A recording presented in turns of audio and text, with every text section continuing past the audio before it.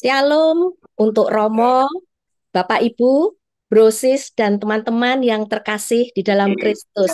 Konek Selamat sapane wis tak malam. pateni kados medal saking aplikasi Sungguh berbahagia Minggu. bahwasanya malam hari ini kami dari Armor of God bisa membawakan pengajaran yang pertama kali di tahun 2024. Selamat Natal dan Tahun Baru. Semoga di tahun yang baru ini kita semakin mendekatkan diri dan juga mengalami akan firman Tuhan. Kita salam sukacita dulu ya. Ada sukacita di sini? Yang sukacita kasih jempol atau reaction. Sebelumnya supaya kita lebih hangat lagi, kita ada salam sukacita yang bisa dijawab dengan sukacita dalam Tuhan. Haleluya. Dengan gerakan sederhana ya, teman-teman tirukan ya. Sukacita dalam Tuhan. Haleluya. Kalau ada kata-kata salam sukacita, jawabannya adalah sukacita dalam Tuhan. Haleluya. Bisa? Kita ulangi. Sukacita dalam Tuhan. Haleluya. Mulai ya teman-teman ya. Salam sukacita, sukacita dalam Tuhan. Haleluya. Tepuk tangan dulu. Saya akan sampaikan untuk rules selama pengajaran Armor of God ini. Yang pertama, mic dalam posisi mute. Sehingga nanti suara dari pemateri bisa kita dengar dengan lebih jelas. Dan kualitas recording yang saat ini dilakukan nantinya bisa kita dengarkan juga dengan lebih jernih. Yang kedua, kita mencantumkan nama dan kota. Jadi bukan nama HP-nya. Jadi seperti contoh, Eni Solo. Ya, pada malam hari ini kita akan pengajaran yang akan dibawakan oleh pemateri kita yaitu Romo Martinus M. Kleruk MSF dengan tema surat-surat Yohanes. Yang terutama nanti yang dibahas adalah surat 1 Yohanes. Kemudian nanti ada Q&A, jadi kita ada pertanyaan yang bisa ditulis di kolom chat, dan sesi Q&A nanti akan dipandu oleh MC Sis Vivi. Nah, teman-teman yang terkasih, tentunya kita sungguh tidak sabar lagi untuk segera memulai dari pengajaran pada malam hari ini. Dan kita akan buka dengan doa pembukaan yang akan dibawakan oleh Sis Yuliawati. Kepada Sis Yulia, dipersilahkan. Ya, terima kasih Sis Eni. Selamat malam Romo, Bapak Ibu dan teman-teman yang terkasih. Mari kita arahkan hati dan pikiran kita untuk masuk ke dalam doa. Dalam nama Bapa dan Putra dan Roh Kudus. Amin. Bapa yang bertahta dalam kerajaan surga, kami bersyukur atas kasih karunia-Mu dan penyertaan-Mu sepanjang hari ini hingga malam ini. Kami yang tergabung dalam komunitas Armor of God, juga teman-teman kami dari berbagai tempat berkesempatan untuk mengikuti pengajaran pada malam hari ini dengan penuh sukacita. Kiranya Engkau memberkati dan menyertai pengajaran malam ini dari awal hingga akhir nanti, juga seluruh peralatan Zoom, laptop, HP, jaringan internet, dan cuaca yang baik, agar acara malam hari ini dapat berjalan dengan baik dan lancar. Kiranya Roh Kudus-Mu juga menerangi Romo Martin M. Kleruk MSF yang akan memberikan pengajaran surat-surat Yohanes pada malam hari ini, sehingga apa yang disampaikan seturut rencana dan kehendak-Mu. Sehingga kami pun semua makin mencintai Yesus dan beriman teguh pada Yesus Kristus. Bapa yang penuh kasih, saat ini kami mau duduk diam dan memberikan waktu yang terbaik kami untuk mendengarkan pengajaran pada malam hari ini melalui Romo Martin. Semua doa ini kami mohonkan dengan perantaraan Yesus Kristus, Tuhan kami. Dan kami juga mau berdoa untuk mohon restu Bunda Maria. Salam Maria, penuh rahmat, Tuhan sertamu. Terpujilah engkau di antara wanita, dan terpujilah buah tubuhmu Yesus. Santa Maria, Bunda Allah, doakanlah kami yang berdosa ini, sekarang dan waktu kami mati. Amin. Kemuliaan kepada Bapa dan Putra dan Roh Kudus, seperti pada permulaan, sekarang, selalu, dan sepanjang segala abad. Amin. Dalam nama Bapa dan Putra dan Roh Kudus. Amin. Terima kasih Sus Julia untuk doanya. Semoga acara kita nanti juga bisa berlangsung dengan lancar. Dan untuk tidak berlama-lama tentunya teman-teman juga sudah nggak sabar ya, ingin segera mendengarkan dari Romo Martin, di mana malam hari ini temanya adalah surat 1 Yohanes. Bagaimana sih surat-surat Yohanes itu kupasannya? Jarang sekali loh kita bisa mendapatkan kesempatan yang seperti ini. Jadi kita harus manfaatkan sebaik-baiknya. Mau teman-teman? Mau atau mau banget? Nah, bisa tulis di kolom reaction, mau atau mau banget. Mau banget tentunya ya. Ya, kalau gitu saya akan sapa dulu untuk Romo Martin. Romo Martin, selamat malam Romo. Selamat malam untuk semuanya. Ya, sehat dan sukacita ya Romo ya. Puji Tuhan, sehat dan Ya, sukacita. terlihat dari wajah Romo yang semeringah, di mana dari tadi tuh klecam-klecem, senyum-senyum terus. Iya, Ada terima kasih sukacita karena ya Romo bertemu ya. dengan teman-teman AWK. Oke, ya Romo, kiranya apakah Romo sudah siap untuk membawakan pengajaran malam hari ini? Ya, Siap dalam ya nama Tuhan Romo? Yesus. Iya. Monggo, kepada Romo Martin dipersilahkan. Oke. Baik, selamat malam semua teman-teman AWK. Kita akan tadinya berencana akan memberi tentang surat-surat Yohanes, ya. Surat Yohanes itu 1, 2, dan 3. Nah, kalau mau membahas surat-surat Yohanes 1, 2, dan 3 dalam waktu 1,5 jam, itu bagi saya kok terlalu berat. Ya, lalu saya mencoba mendalami surat pertama Yohanes saja. Ya, nanti lain kesempatan kita bisa yang kedua dan ketiga. Tapi surat Yohanes itu yang pertama itu lebih khusus, nanti 2 dan 3 itu sama sebenarnya. Ya, jadi saya mengambil lebih dahulu surat 1 Yohanes, surat Yohanes yang Ya, itu. mohon maaf Dan sebelumnya Romo, saya mau menyela sebentar, boleh ya Romo? Saya mau oke, boleh, boleh. membacakan ya profil dari Romo Martin terlebih dahulu. Bisa minta Silakan. tolong Sis Mei? Jadi sembari nanti Romo juga melihat benar apa enggak ya Mo ya? Oke.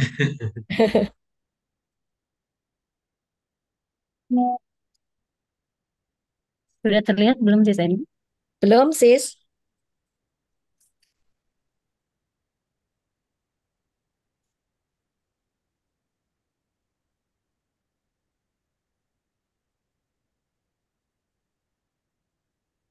Sudah ini? Belum Sis? Belum terbuka. Jadi masih kotak-kotak. Jadi sembari menunggu ya teman-teman, Romo Martinus M. Kleruk MSF ini sudah menjadi Romo moderator dari Armor of God, di mana setiap kali kita membuat renungan, Romo ini yang melegalitas dari renungan-renungan kita, sehingga renungan yang dihasilkan dan kemudian kita upload ke YouTube itu sudah dengan persetujuan Romo, jadi ajaran-ajarannya sudah sesuai. Sudah bisa, Sis? Oh, kendala ya. Bentar. Di tempat saya sudah sih kebuka. Di situ belum ya? Belum, Sis Mei. Apa bisa gimana ya, Kak Nina? Nah, kebuka, Sis.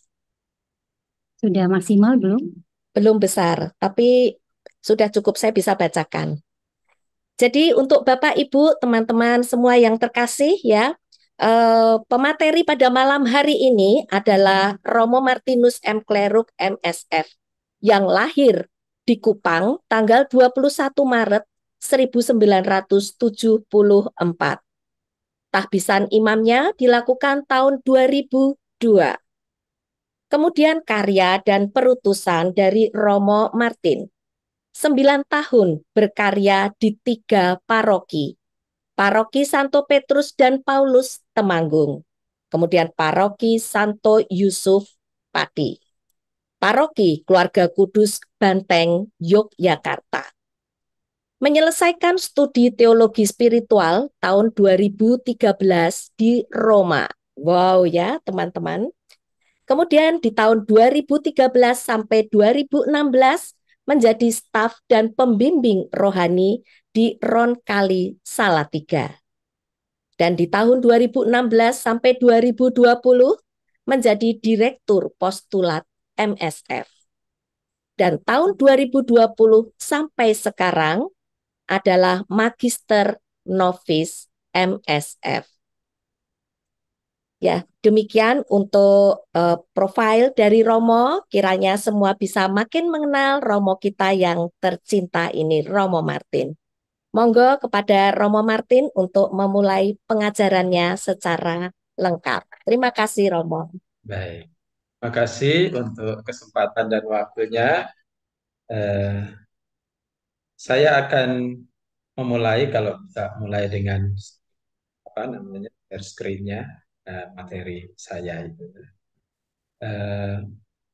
Baik, setelah saya membaca surat-surat Yohanes, saya putuskan untuk mendalami secara khusus surat pertama Yohanes. Di situ saya mengambil gambar yang paling indah yang saya temukan, ya, yaitu gambar Yohanes Rasul, murid Yesus yang bersandar di kepala Yesus, di pundak Yesus pada waktu perjamuan malam terakhir. Nah, mau menunjukkan bahwa baik surat Yohanes maupun Injil Yohanes itu para ahli walaupun belum sepakat sepenuhnya itu menunjuk bahwa yang menulis baik Injil Yohanes maupun surat Yohanes itu adalah Yohanes Rasul ini, ya, Yohanes murid Yesus. Walaupun ada satu dua pandangan yang nanti kita lihat juga bahwa Yohanes ini sebagai sumber utamanya, sedangkan yang menulis itu adalah asistennya atau sekretarisnya. Nah, dan yang kedua juga ditambahkan oleh tim redakturnya, sehingga terbentuk surat-surat Yohanes dan Injil Yohanes. Jadi ada kesamaan, tetapi juga ada perbedaan antara Injil Yohanes dan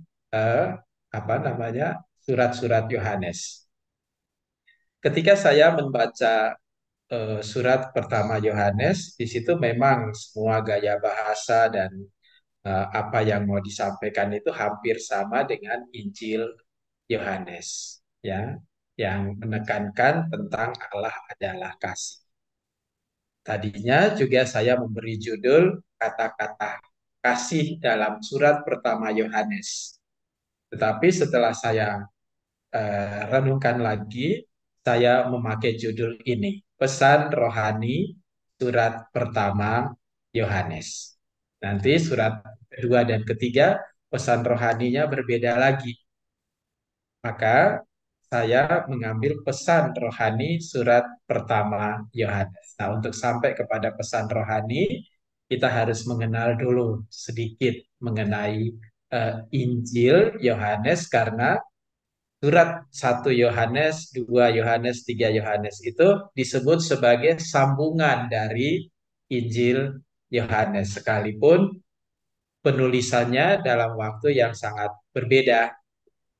eh, sangat berbeda dan eh, jangka waktu yang cukup lama, tapi yang mau disampaikan kurang lebihnya sama, yaitu teologi dan spiritualnya sama.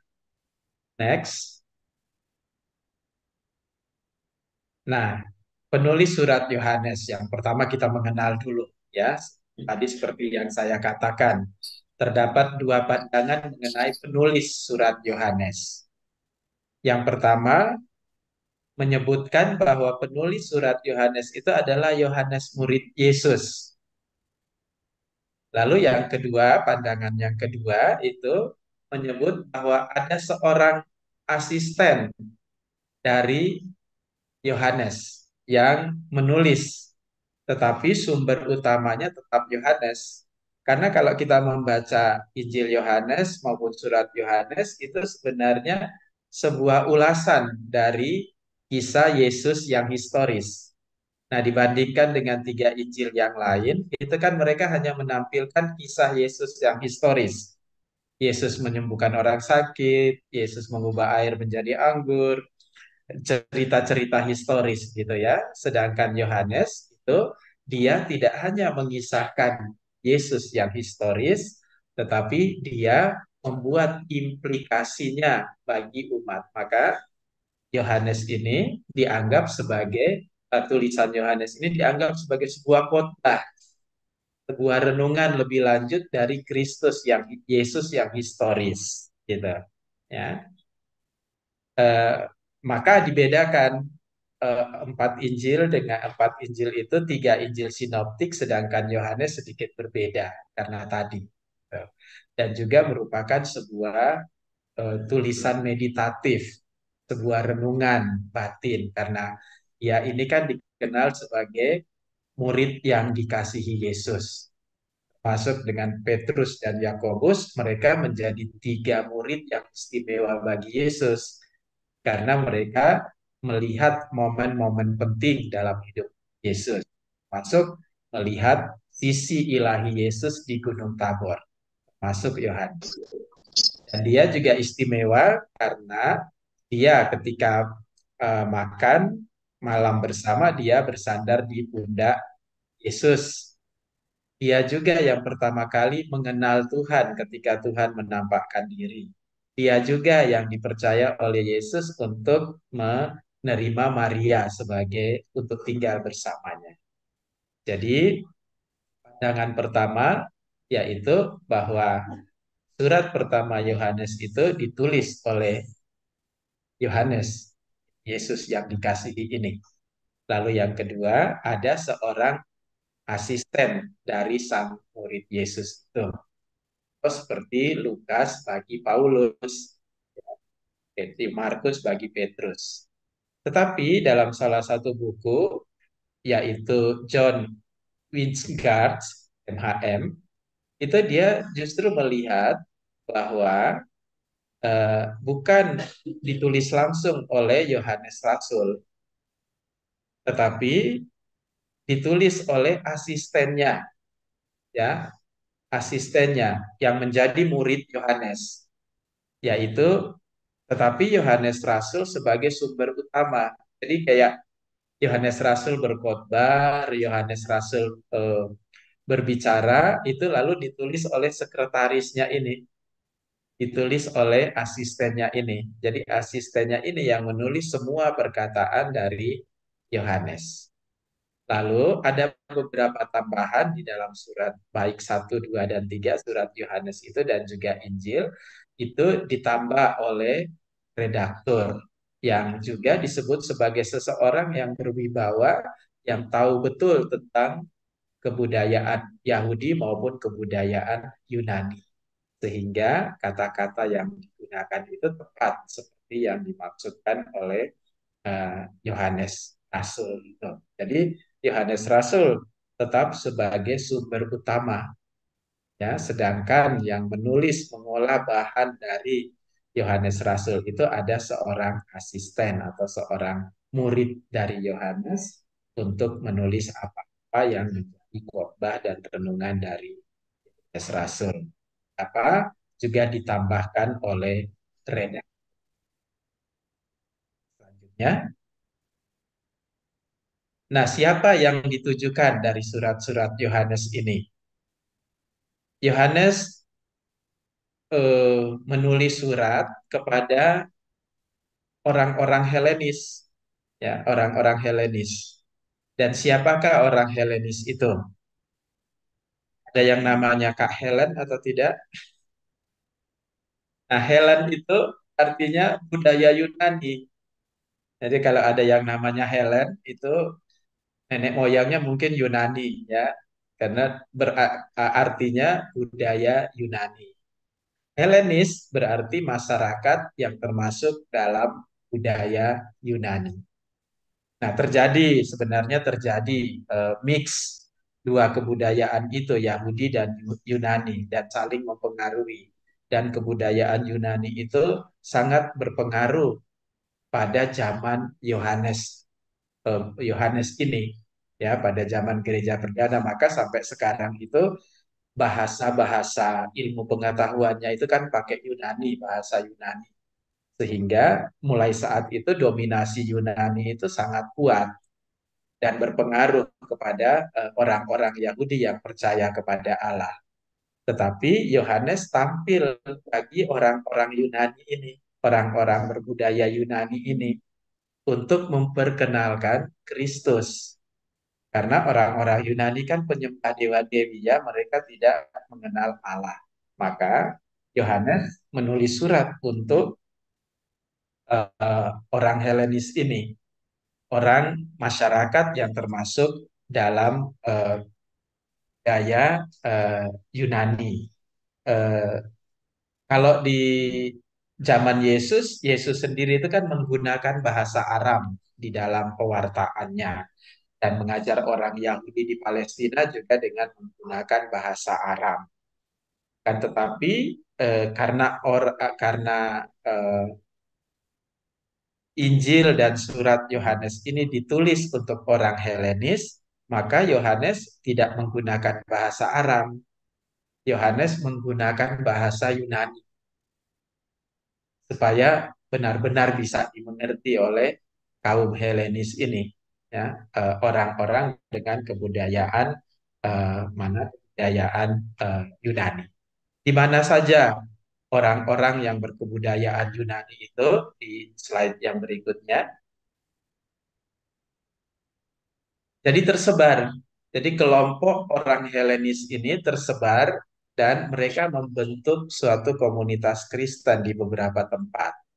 Antara lain di Mesir, ya, di Asia Kecil, di Syria dan di Yunani, juga satunya lagi itu di Italia. Ya, jadi di situ ada kelompok orang-orang Helenis yang berkebudayaan Yunani, mereka membentuk komunitas Kristen. Nah, di situ Yohanes menulis suratnya ditujukan kepada mereka, ya, ditujukan kepada orang-orang Helenis ini. Dan tokoh-tokoh Helenis yang terkenal itu antara lain pemimpinnya antara lain Stefanus, ya, kalau mendengar Stefanus, Filipus dan Barnabas itu para pemimpin dan mereka itu adalah murid-murid Kristus yang berkebudayaan Yunani, ya, berkebudayaan Yunani, bukan orang Yahudi asli, tapi mereka berkebudayaan Yunani. Jadi surat Rasul Yohanes ini ditujukan kepada komunitas-komunitas ini, ya, dan tentunya mereka adalah komunitas-komunitas yang hidup dalam mix dua kebudayaan, ya, eh, mix culture-nya. Jadi di satu pihak mereka masih membawa kebudayaan Yunani yang dewa-dewi, di lain pihak mereka ingin bertumbuh di dalam iman akan Kristus melalui iman kepada Allah di dalam dan melalui Yesus Kristus yang menjadi pokok pewartaan dari Yohanes. Next. Nah, tentang penulis sendiri, ya, tentang penulis sendiri, saya lanjutkan yang tadi. Tentang penulis surat 1 Yohanes menurut John ini, ya. John Wycliffe MHM. Dia menunjuk bahwa, ya, ini tentunya sudah saya baca beberapa referensi, tapi saya melihat yang paling masuk akal ini ya seperti John Wycliffe ini, dia sepertinya merangkum semua pandangan-pandangan yang ada. Maka dia mengambil kesimpulan bahwa ada 3 orang yang terlibat di dalam ini, di dalam penulisan baik Injil Yohanes maupun surat pertama Yohanes ini. Yang pertama adalah Yohanes murid Yesus. Di dalam eh, referensi-referensi itu tidak pernah disebutkan nama Yohanes murid Yesus, tetapi selalu disebut dengan kata-kata ini. Pribadi yang berwibawa dan murid yang dicintai Yesus. Mungkin bagian yang kedua ini, murid yang dicintai Yesus, ini lebih eh, friendly di telinga kita, di dalam hati kita, karena memang dikatakan di dalam kitab suci bahwa Yohanes, murid Yesus, adalah murid yang dicintai Yesus.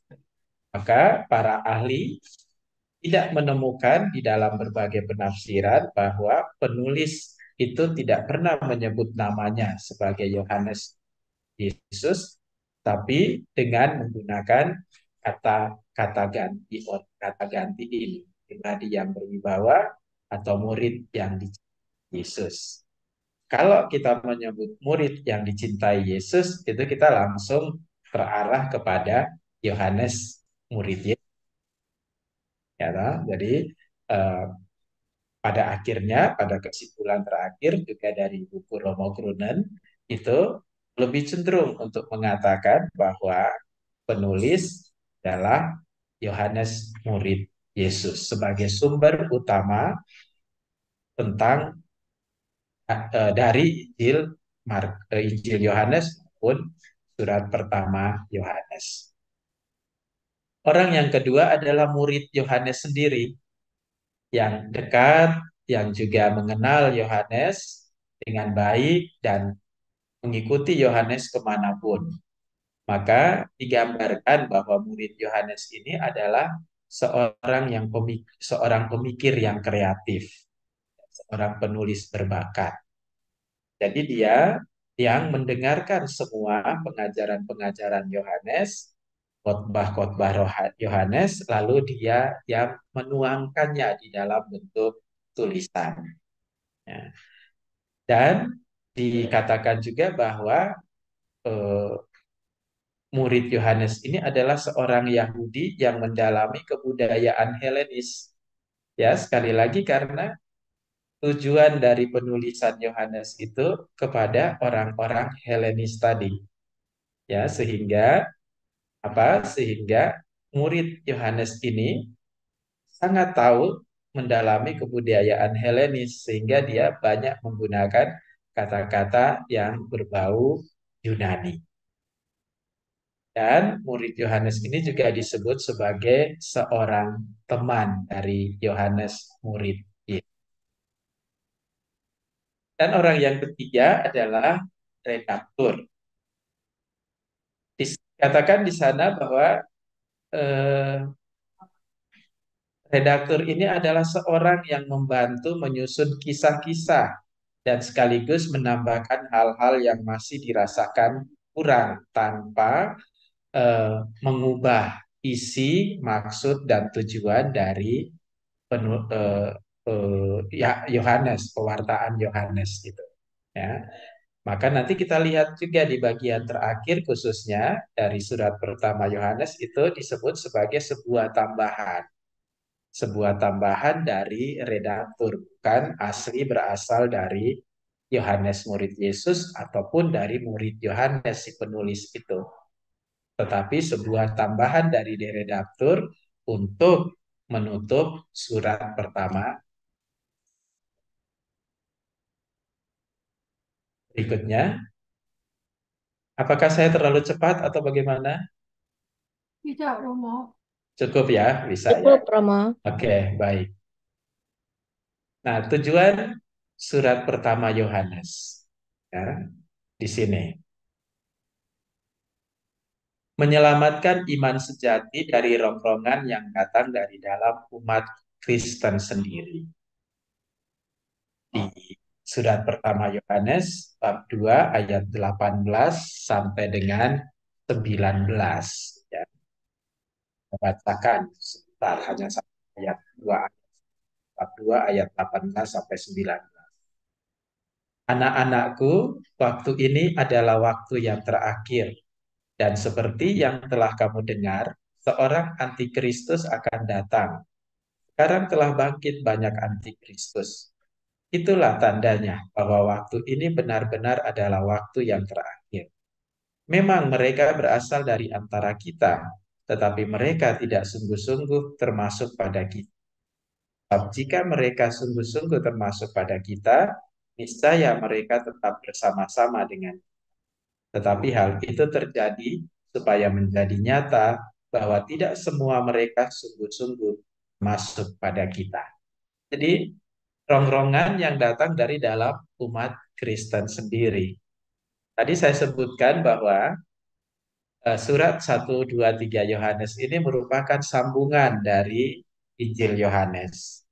Nah, Injil Yohanes itu lebih menekankan kehidupan umat yang sudah baik dengan berlandaskan pada peristiwa-peristiwa Kristus. Tetapi surat 1 Yohanes ini ditulis kurang lebih jauh sesudah surat Yohanes ini. Dan di situ karena dipengaruhi oleh kebudayaan Yunani, maka terjadi sinkretisme di sana, terjadi pergulatan iman di sana, dan banyak sekali godaan-godaan, pengajaran-pengajaran baru yang membuat iman umat itu goyah, ya, atau muncul ajaran-ajaran baru yang menyesatkan. Tujuan surat pertama Yohanes ini menyelamatkan iman sejati dari rongrongan yang datang dari dalam umat Kristen sendiri. Ada antikristus, betul. Ada pengajar-pengajar sesat yang muncul, yang melawan iman umat dan akhirnya merusak persekutuan umat Kristen. Maka surat Yohanes ini ditulis untuk sekali lagi menyelamatkan iman sejati. Nah, pada saat itu penulis merasa dan melihat bahwa iman umat terancam oleh ajaran yang disiarkan oleh penyesat itu. Maka nampak dalam 1 Yohanes berisi kecaman atas ajaran sesat dan para pewarta ajaran itu. Misalnya di bab 2 ayat 27 salah satunya. Itu kecaman terhadap para penyesat yang mengajarkan. Sebab di dalam diri kamu tetap ada pengurapan yang telah kamu terima daripadanya. Karena itu tidak perlu kamu diajar oleh orang lain. Tetapi sebagaimana pengurapannya mengajar kamu tentang segala sesuatu dan pengajarannya itu benar, tidak dusta. Sebagaimana ia dahulu telah mengajar kamu, demikianlah hendaknya kamu tetap tinggal.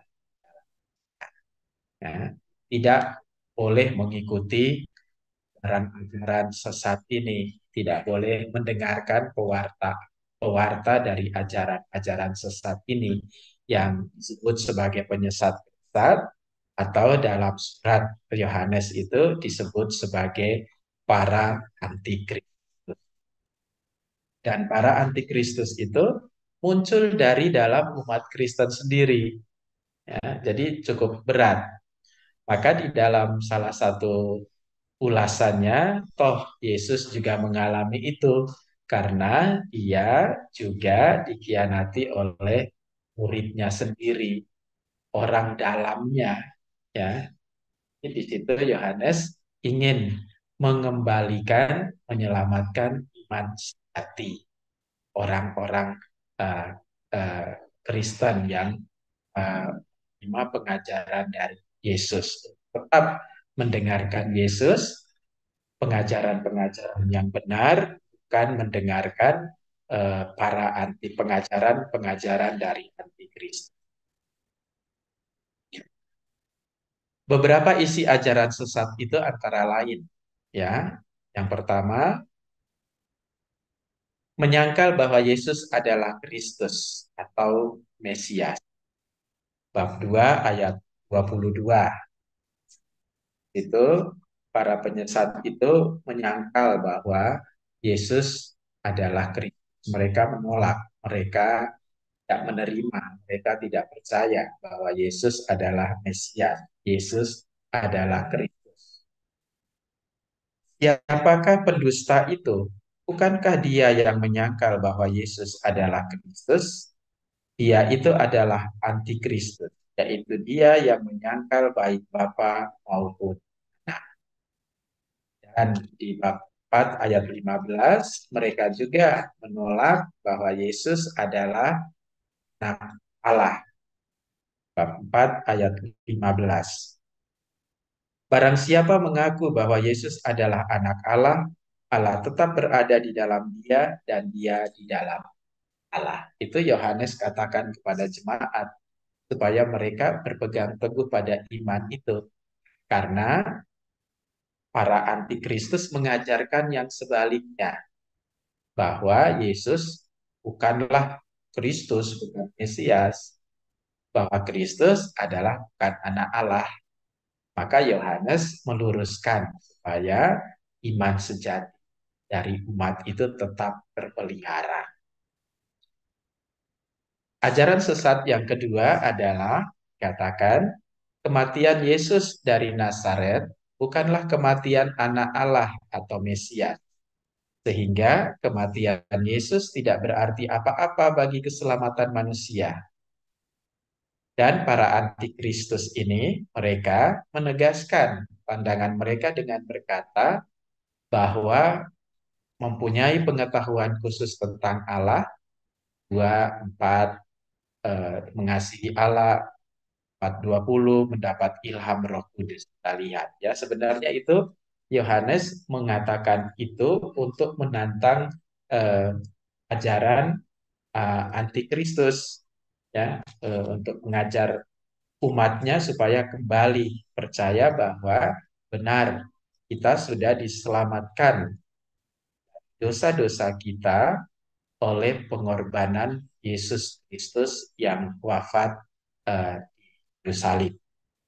Sementara orang-orang terus penyesat-penyesat itu mengajarkan yang sebaliknya. Bab 2 ayat 4. Barang siapa berkata, aku mengenal dia, tetapi ia tidak menuruti perintahnya, ia adalah seorang pendusta, dan di dalamnya tidak ada kebenaran. Terus bab 4 ayat 8. Barang siapa tidak mengasihi, ia tidak mengenal Allah, sebab Allah adalah kasih. Itu perkataan Yohanes untuk mengembalikan iman umat, untuk menghadapi ajaran-ajaran sesat tadi, ya, untuk menjaga, memelihara iman umat. Jangan sampai mereka berbelok mengikuti ajaran-ajaran para antikristus yang menyesatkan. Atau 4 ayat 1, saudara-saudaraku yang terkasih, janganlah percaya akan setiap roh, tetapi ujilah roh-roh itu, apakah mereka berasal dari Allah. Sebab banyak nabi-nabi palsu yang telah muncul dan pergi ke seluruh dunia. Nasihat Yohanes kepada jemaatnya untuk supaya tetap menguji roh. Jangan sampai ditipu oleh ajaran-ajaran sesat itu, oleh para nabi palsu. Jadi dia tadi kembali kepada tujuan untuk menyelamatkan iman sejati. Berikutnya,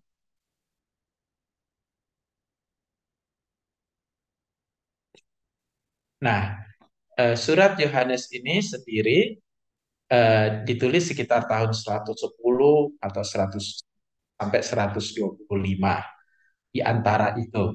Tidak yang pasti, tetapi di antara itu. ya, 110 atau 125, dan merupakan sambungan Injil Yohanes. Maka penulisnya sama, menyajikan teologi dan spiritualitas yang sama. Hanya bagian isi dari surat Yohanes berbeda dengan Injil. Dalam surat Yohanes, penulis ingin memecahkan persoalan-persoalan yang muncul dalam komunitas. Persoalan-persoalan yang muncul dalam komunitas itu apa? Entah apa saja.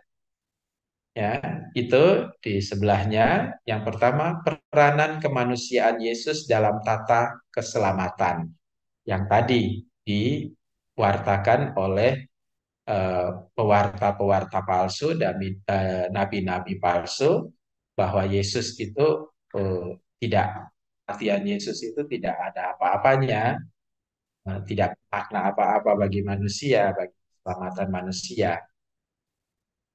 Nah, persoalan itu muncul di tengah hidup beriman umat. Maka Yohanes tampil menulis surat ini untuk memecahkan persoalan-persoalan yang muncul dalam komunitas, salah satunya mengenai peranan kemanusiaan Yesus dalam tata keselamatan. Kedua, itu mempertahankan mutu moral yang tinggi. Ya, mutu moral yang tinggi karena mix kultur tadi antara Yahudi dan Yunani itu eh, banyak yang melupakan perintah-perintah Tuhan, lalu jatuh dalam tindakan-tindakan yang amoral. Sehingga Yohanes dalam suratnya mengajak jemaat Helenis ini yang hidup dalam dua kultur itu tetapi percaya kepada Allah, itu mempertahankan mutu moral yang tinggi. Nanti kita lihat bahwa akhirnya yang menjadi pusat dari pewartaan Yohanes adalah iman dan moral. Akhirnya yang mau ditekankan oleh surat pertama Yohanes ini adalah soal hidup iman dan moral. Bagaimana keduanya kaitan satu sama lain.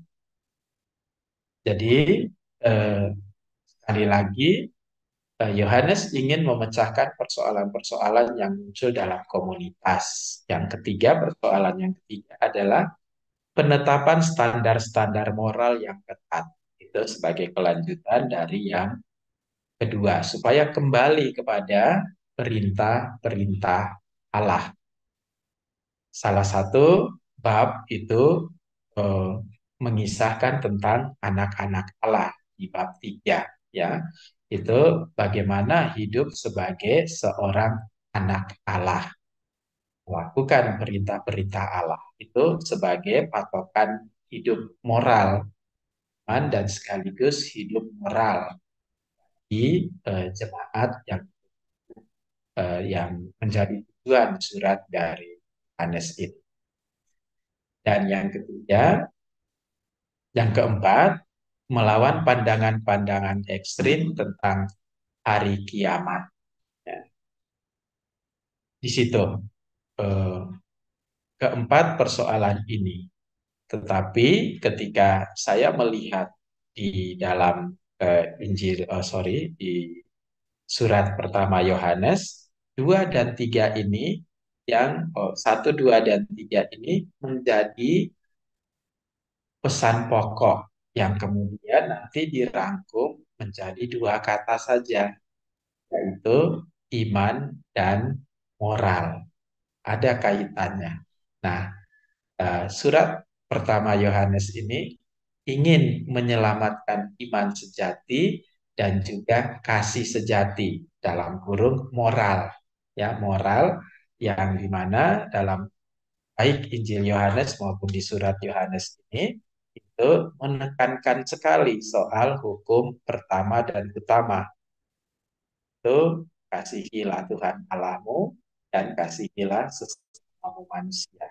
Karena di surat Yohanes itu lebih menekankan moral antar sesama, maka dia lebih menekankan kasihilah sesamamu manusia seperti dirimu sendiri. Dan dia mengulangi itu beberapa kali yang dilihat di dalam uh, surat pertama itu 3 ayat 11 sampai 4 ayat 7 itu kan berbicara tentang kasih.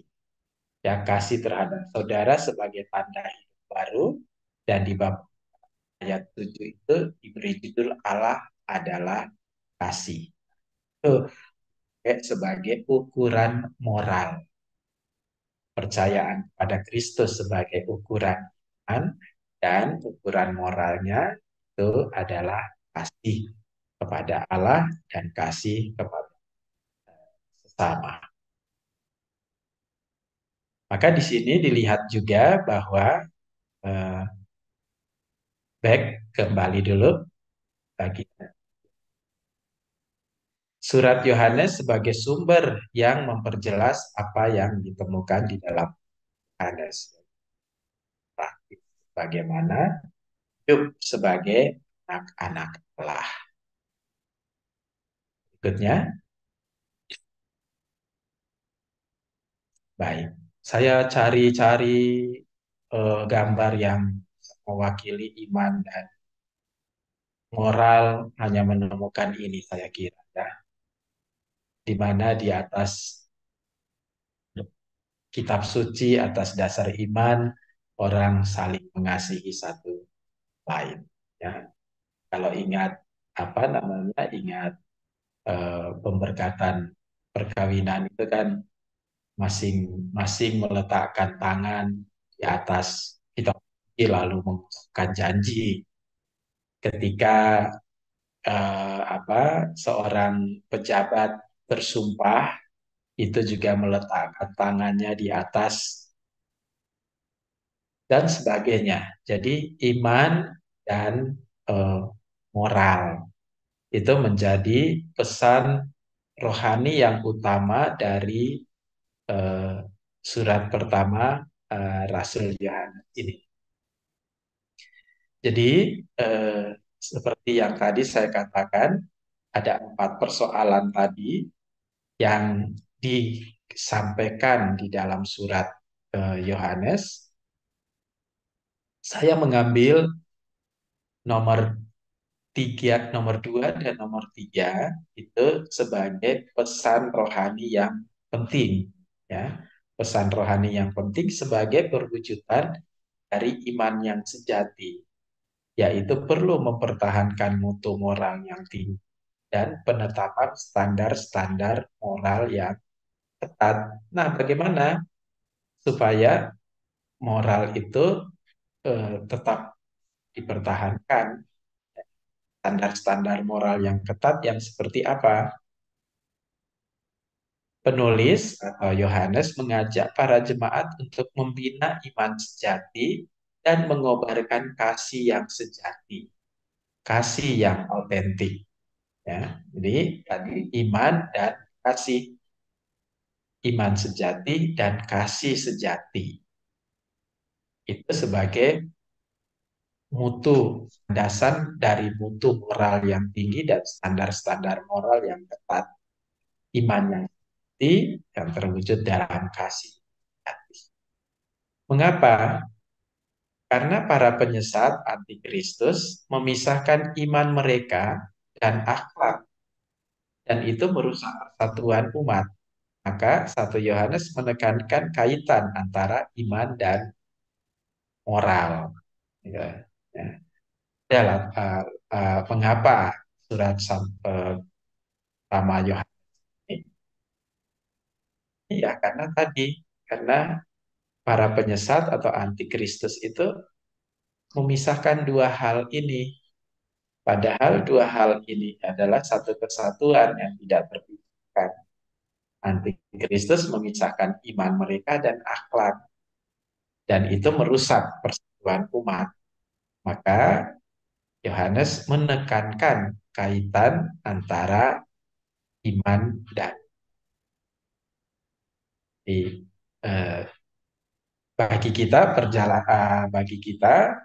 pesan rohani yang paling dominan dalam surat pertama Rasul Yohanes adalah dua hal ini.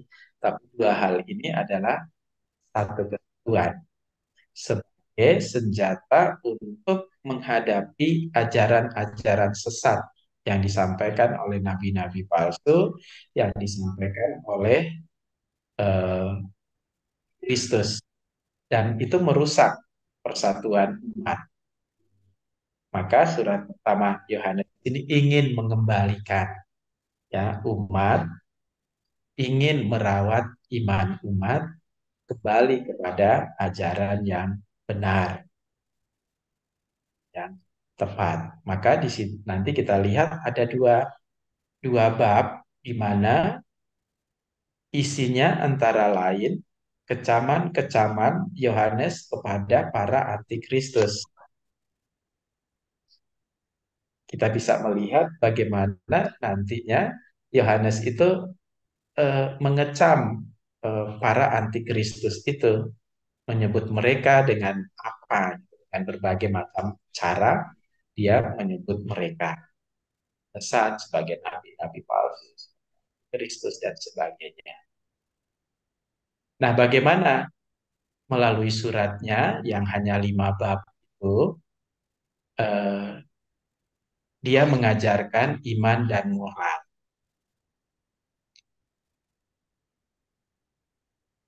Yang pertama, dalam bab 2 ayat 3 sampai 4, bab 3 ayat 25, bab 5 ayat 2, Yohanes menunjukkan untuk menjaga iman dan moral itu adalah melaksanakan perintah-perintah Tuhan. Itu menjadi tanda bukti iman sejati. Kita lihat di bab 2 ayat 3 sampai, bacakan sebentar. Dan inilah tandanya bahwa kita mengenal Allah, yaitu kalau kita menuruti perintah-perintahnya. Barang siapa berkata, aku mengenal dia, tetapi ia tidak menuruti perintahnya, ia adalah seorang pendusta, dan di dalamnya tidak ada kebenaran. Lalu bab 3 ayat 25,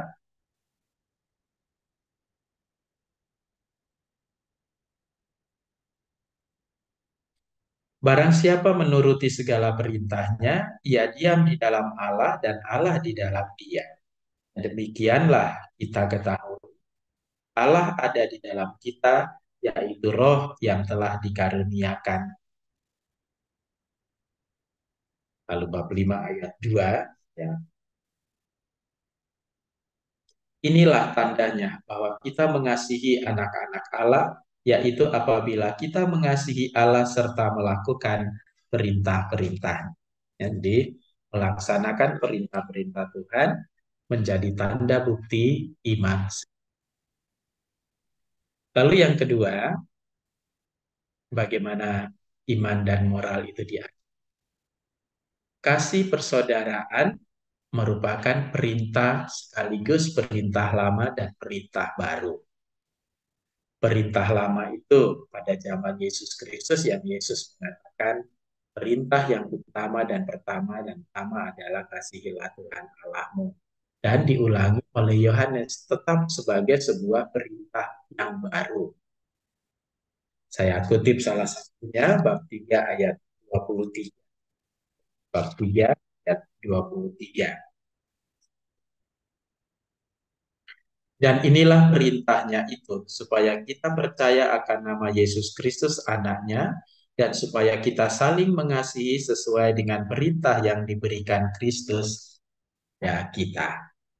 Nah, kasih persaudaraan, perintah lama dan baru ini merupakan tanda bukti dan cerminan dari kasih kepada Allah, dan Allah yang memang adalah kasih, yang oleh Yohanes itu diulas secara khusus dalam bab 4 ayat 7 dan seterusnya. Allah adalah kasih. Dan yang ketiga, kasih kepada Allah itu merupakan tanggapan kepada Allah dan Kristus yang mengasihi lebih dahulu. Ayat 10. Inilah kasih itu. Dan kita yang telah mengasihi Allah, tetapi Allah yang telah mengasihi kita dan yang telah mengutus anaknya sebagai pendamaian bagi dosa kita. Sebagai tanggapan kepada Allah dan Kristus yang telah lebih dahulu mengasihi kita. Dan yang keempat, iman kepada Kristus, anak Allah, ya ditekankan oleh Yohanes sebagai perlawanan kepada antikristus yang tidak menyebut Yesus sebagai Kristus, tidak percaya Yesus sebagai Kristus atau Yesus sebagai anak Allah. Di dalam 2 ayat 6 tunjukkan bahwa iman kepada Kristus Sang Mesias, bukan Yesus historis saja, bukan Yesus manusiawi saja, tetapi iman kepada Kristus, artinya Mesias, anak Allah. Tapi ada konsekuensinya. Ya, iman kepada Kristus, anak Allah, ada tanggung jawab besar. Berarti juga menuruti suri teladannya. Ya, bab 2 ayat.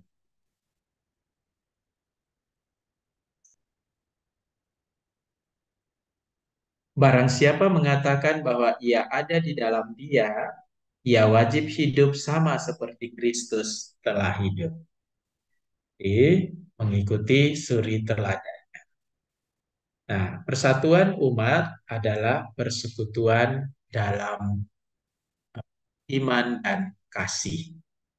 Persekutuan dalam iman dan kasih. Maka kalau tadi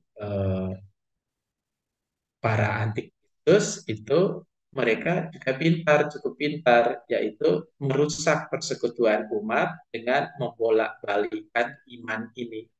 Membolak-balikan iman dan perintah cinta kasih. Persekutuan umat itu menjadi. Selanjutnya, nah, bagaimana pesan rohani itu disusun ya sedemikian rupa menjadi suatu kisah dalam 5 bab surat pertama Yohanes. Kita lihat bab 1, seruan saksi mata terhadap peristiwa penyelamatan ialah Yesus Kristus, firman hidup. Itu bab 1 ayat 1 langsung dibuka, ditunjuk firman yang telah apa? Untuk menjalin persekutuan antara pembaca, pengarang, dan persekutuan dengan Allah. 1 ayat 3 dan 4. Apa yang telah kami lihat dan yang telah kami dengar itu, kami beritakan kepada kamu juga, supaya kamu pun beroleh persekutuan dengan kami. Dan persekutuan kami adalah persekutuan dengan Bapa dan dengan anaknya Yesus Kristus. Dan semuanya ini kami tuliskan kepada kamu, sukacita, supaya sukacita kami menjadi sempurna. Jelas yang menulis surat Yohanes ini adalah saksi mata. Jadi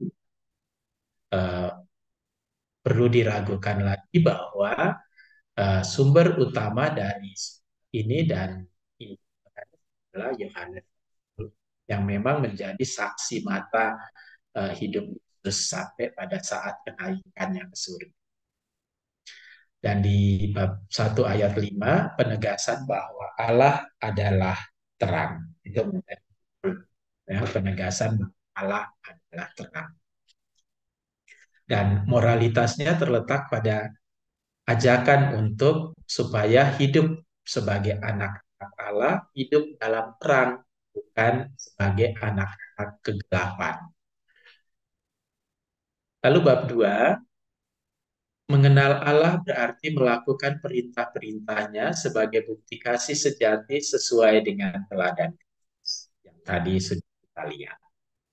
Nah, di bab 2 ayat 18-27 itu kecaman kepada para Kristus. yaitu menghadapi mereka dan ajaran yang benar untuk menantang ajaran-ajaran mereka yang menyesatkan umat, ya, menyesatkan persekutuan antar umat, ya, sehingga mereka menjadi goyah oleh pengajaran-pengajaran anti ayat 18 sampai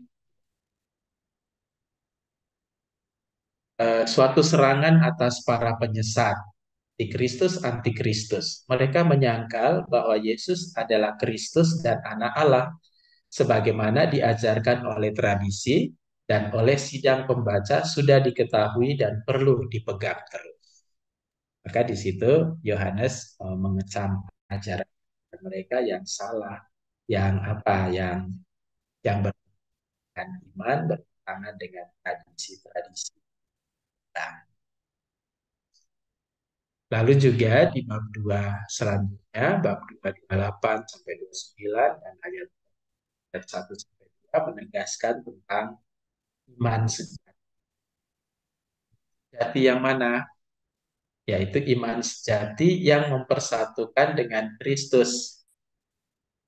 Asal diamalkan juga akan menyelamatkan dalam penghakiman kelak dan menyatakan bahwa orang lahir dari Kristus. 2 ayat 8 sampai 9. Orang menjadi anak Allah berkat kasih-Nya, seperti nanti pada hari kedatangan Kristus sepenuhnya dinyatakan sebagai penyerupaan dengan Kristus. 3 ayat 1. Dan setelah itu, di bab 3, pengharapan akan hidup yang kekal yang dijanjikan oleh Yesus itu mendorong umat untuk menyucikan diri dan menjauhkan diri dari itu disampaikan oleh Yohanes ayat 3 sampai 6. Ya. Nah, hidup baru yang harus ditampakkan itu antara lain tadi iman yang sejati, tapi juga hidup baru yang ditampilkan juga antara lain kasih yang sejati, yaitu dalam bab 3 ayat 15 ditekankan kembali perintah untuk saling mengasihi satu sama lain sebagai bukti hidup sejati. Gitu. Jadi isinya antara lain ya iman dan moral tadi.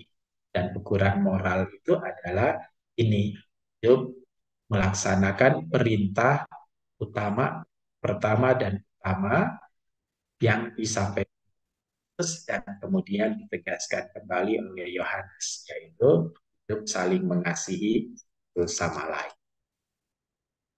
Sedangkan di bab 4, di awal-awal itu adalah kecaman atau serangan kedua kepada Kristus. Ya, serangan atau kecaman kedua kepada Kristus yang Yohanes mereka sebagai nabi palsu. Ya, nabi palsu yang terdorong oleh roh anti Kristus. Situ. Bab 4 ayat 1 sampai Yohanes mereka dengan dan itu ya. 1 sampai saya bacakan juga bahwa saudara-saudaraku yang terkasih, janganlah percaya akan setiap roh, tetapi ujilah roh-roh itu, apakah mereka berasal dari Allah, sebab banyak nabi-nabi palsu. Jadi sebutan dan mereka sebagai nabi-nabi palsu. Lalu untuk mengembangkan hidup yang sejati itu, saudaraan ini ya memperlihatkan bahwa orang berasal dari Allah yang adalah kasih. Maka Yohanes sedikit panjang lebar itu mengajarkan menumbuhkan iman kembali di dalam hati para pendengarnya, yaitu mengenalkan Allah adalah kasih. Di dalam bab saudara-saudaraku yang kekasih, marilah kita saling mengasihi, sebab kasih itu berasal dari Allah, dan setiap orang yang mengasihi lahir dari Allah dan mengenal Allah. Barang siapa tidak mengasihi, ia tidak mengenal Allah, sebab Allah adalah kasih. Dalam hal inilah kasih Allah dinyatakan di tengah-tengah kita, yaitu bahwa Allah telah mengutus anaknya yang tunggal ke dalam dunia supaya kita hidup. Ya, kasih memperlihatkan bahwa orang berasal dari Allah. Dan kasih sejati menjadikan orang tidak takut menghadapi penghakiman. 4 ayat 17 sampai dengan 21. Berikutnya, lalu di dalam bab 5, menegaskan kembali perlunya membina iman sejati yang disertai dengan kasih sejati dan ketaatan yang mengalahkan dunia atau segala apa yang menjauhkan dari. Maka sekali lagi di bagian penutup, Yohanes menekankan dua hal yang sama seperti di awal, yaitu iman sejati dan kasih sejati. Dan kasih sejati. Kasih sejati sebagai ukuran moral. Nah, iman dan moral kembali ditekankan oleh Yohanes di bagian berakhir tulisannya. Nah, pada uraian penutup ditegaskan mengenai keyakinan orang yang sudah mendapat hidup kekal. Bab 5 ayat 13. Semuanya itu kutuliskan kepada kamu supaya kamu yang percaya kepada nama Anak Allah tahu bahwa kamu memiliki hidup yang kekal. Selain itu, juga Yohanes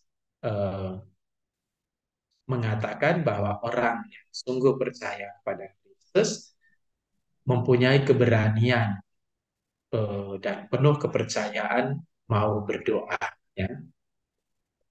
Penuh berdoa kepada Allah. 15 sampai 15. Dan inilah keberanian percaya kita kepadanya, yaitu bahwa Ia mengabulkan doa kita.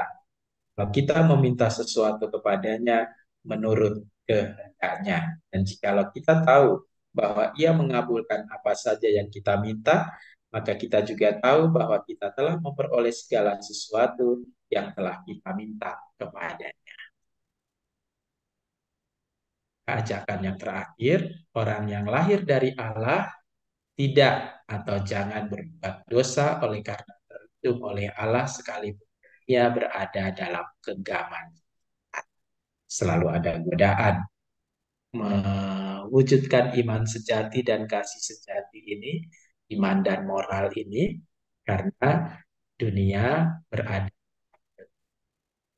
Tapi harus percaya bahwa kita bahwa perlu untuk melawan dunia ini dalam kondisi. Lalu yang penegasan penutup supaya pendengar percaya bahwa dengan mengenal yang benar dengan huruf kapital, ya, yang benar, orang pun bersatu dengan yang benar dalam Kristus Yesus. Allah yang benar sekaligus hidup kekal. Ayat. Akan tetapi kita tahu bahwa Anak Allah telah datang dan telah mengaruniakan pengertian kepada kita supaya kita mengenal yang benar dan kita ada di dalam yang benar. Di dalam Anaknya Yesus Kristus, Dia adalah Allah yang benar dan hidup yang kekal. Dan di bagian 5 ayat 21, ajakan terakhir juga menjadi penting, yaitu tetap waspada. Ya, anak-anakku, waspadalah terhadap segala berhala. Bab 5. Ini yang disebut sebagai tambahan dari redaktur, karena tidak ada sebenarnya Tapi menurut penelitian para ahli, ini adalah sebuah bahan dari redaktur menyusun surat Yohanes yang pertama.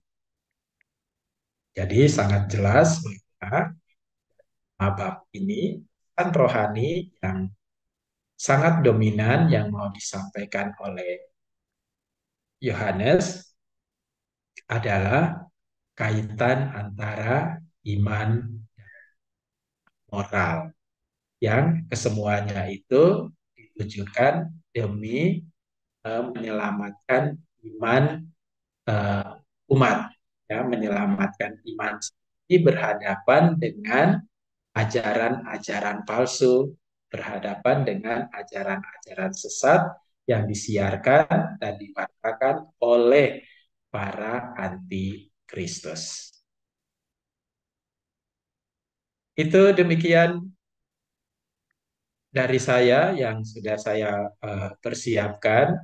Nanti kalau memang ada pertanyaan itu ya semoga nanti bisa lebih baik. Sekian dan terima kasih. Ya, baik, Romo. Terima kasih untuk pengajarannya. Nah, sekarang teman-teman kita kasih reaction ya untuk Romo dengan jempol atau emoticon. Ya, dan Terima Romo, kasih. ya, pengajarannya ini sungguh sangat memberkati di mana isinya dari surat Yohanes terutama satu Yohanes ini sangat berbeda dengan Injil Yohanes dan kami baru tahu dan mungkin nanti setelah ini kita ada forum Q&A yang akan dipimpin oleh Sis Vivi. Sebelumnya teman-teman kami ajak untuk membuka kamera karena kita akan berfoto dulu.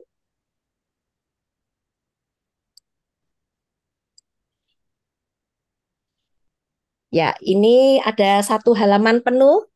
Masih ada beberapa yang belum buka kamera. Monggo dipersilahkan, ditunggu sebentar.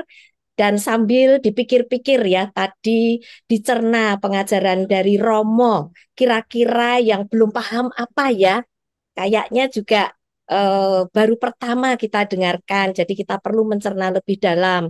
Jadi nanti bisa dituliskan di kolom chat. Kalau masih ada waktu kita buka interaktif. Jadi nanti dari MC Sis Vivi akan mempersilahkan atau Romo akan mempersilahkan peserta untuk membuka dari mic-nya. Baik, bisa ada lagi yang buka kamera? Kita mulai di hitungan ketiga. Sis Mei bisa bantu ya untuk foto ya. Gaya yang pertama ya, tadi kan sukacita begini ya teman-teman. Nah, kayak nembak terus jadiin satu. Ya, di hitungan ketiga. Satu, dua, tiga. Ya, gaya yang kedua sukacitanya lope-lope. Tempat saya 2 halaman, Sis Eni. Oh, dua Layak. halaman. Oh, masih gaya pertama, teman-teman. 2 halaman. Ya, halaman kedua. Tiga, dua, satu. Ya, berikutnya. Ya, Yang oke. kedua. Gaya pertama untuk halaman pertama. Balik ke lope-lope. Di samping juga boleh. Ya, di hitungan ketiga mundur ya. Tiga, dua, satu. Tetap bertahan karena ada halaman kedua. Hitungan ketiga lagi. Tiga, dua, satu. Ya, sudah. Ya, cukup Sisme ya. Nah, untuk tidak berlama-lama, kita langsung menuju Q&A yang akan dibawakan oleh MC Sis Vivi dari Banjarmasin. Monggo Sis Vivi, dipersilahkan. Terima kasih Sis Eni. Sekali lagi kami mau sapa teman-teman yang terkasih. Kita berikan aplaus sekali lagi untuk Romo Martin ya untuk pengajarannya. Dan saya berharap teman-teman boleh memberikan pertanyaan. Nah, saya yakin sih ada beberapa orang ini masih penasaran ya dengan pengajaran Romo. Silakan ditulis di kolom chat teman-teman. Yuk, saya tunggu ya. Oke, ini ada satu pertanyaan Romo sudah muncul. Oke, saya bacakan dulu ya Romo yang pertama. Monggo. Jadi, antikristus pada saat itu, seperti kematian Yesus, tidak membawa arti apa-apa ya Romo. Apalagi buat keselamatan manusia. Jadi, Yesus tidak pernah bangkit. Begitu kah, Mo? Ya, ini pertanyaan yang pertama ditanyakan oleh admin AOK. Ya, yang pertama ini Romo, langsung dijawab dulu Kak Romo. Iya, Silakan Romo. baik, terima kasih. Betul bahwa pada saat itu eh, antikristus tidak percaya bahwa yang mati itu adalah Kristus Mesias. Jadi Yesus itu manusia biasa ya yang mati. Itu bahkan mereka beranggapan bahwa Allah terlalu bengis, Allah terlalu sadis kok membiarkan anaknya itu mati. Ya, mereka mengajarkan demikian, tetapi oleh Yohanes mau menunjukkan bahwa eh, Yesus Kristus itu sungguh memilih karena kesetiaannya kepada eh, tugas perutusannya. Jadi dia mengcounter ajaran itu dengan menunjukkan bahwa yang mati itu benar-benar Kristus, anak Allah, Sang Mesias yang menyelamatkan seluruh dunia. Terus sebaliknya. Jadi mereka ya Yesus tidak pernah bangkit. Karena kebangkitan Kristus itu membuat iman kita yang percaya kepadanya itu semakin penuh dan sempurna. Gitu. Terus menolak itu. Oke, baik. Gitu. Oke, terima kasih Romo tanggapannya untuk pertanyaan yang pertama. Kita lanjutkan Romo dengan pertanyaan yang kedua dari Sisria dari Singapura. Bagaimana munculnya antikristus? Justru muncul dari umat dari dalam. Benarkah demikian Romo? Ya, silakan Romo. Ya, seperti yang saya katakan tadi, betul bahwa antikristus itu bisa saja muncul dari dalam umat Kristen sendiri, ya, dengan berbagai alasan. Atau tadi saya katakan bahwa zaman Yesus juga yang mengkhianati Yesus itu adalah dari kelompok rasul sendiri, yaitu dari Yudas Iskariot. Dan hal itu bisa mungkin terjadi dengan beberapa alasan. Ya, alasan kan ada juga apa namanya antikristus yang memang berasal datang dari dalam gereja kita sendiri, begitu. Dan itu akan selalu ada. Lanjut Romo, kalau Ya. begitu apakah gereja yang denominasi lain di luar Roma Katolik itu boleh dianggap sebagai antikristus? Tidak semuanya, kecuali ajaran-ajarannya itu berbeda dengan iman kekristenan. Lalu itu dianggap sebagai antikristus karena denominasi-denominasi sangat percaya kepada Kristus. Semuanya percaya kepada Kristus. Gitu. Kalau ajaran mereka menyebut bahwa yang mati itu Yudas di kayu salib itu, Yesus nggak mati. Nah itu kan berbeda dengan sangat bertentangan dengan ajaran iman Katolik dan iman Kristen pada umumnya. Nah itu lalu dianggap sebagai antikristus. Jadi kalau yang masih percaya kepada Kristus tidak dianggap sebagai antikristus, walaupun dia tidak menghormati Bunda Maria gitu. Jadi bagaimana? Ya, tetap sebagai bukan antikristus. Karena iman Kristiani kita itu berpusat pada Kristus. Dan sebagai orang Katolik kita sangat percaya kepada juga peranan Bunda Maria. Ya, tapi ada denominasi lain yang tidak percaya akan Bunda Maria, sekalipun itu jelas tertulis di dalam kitab suci. Alkitab. Nah, gitu.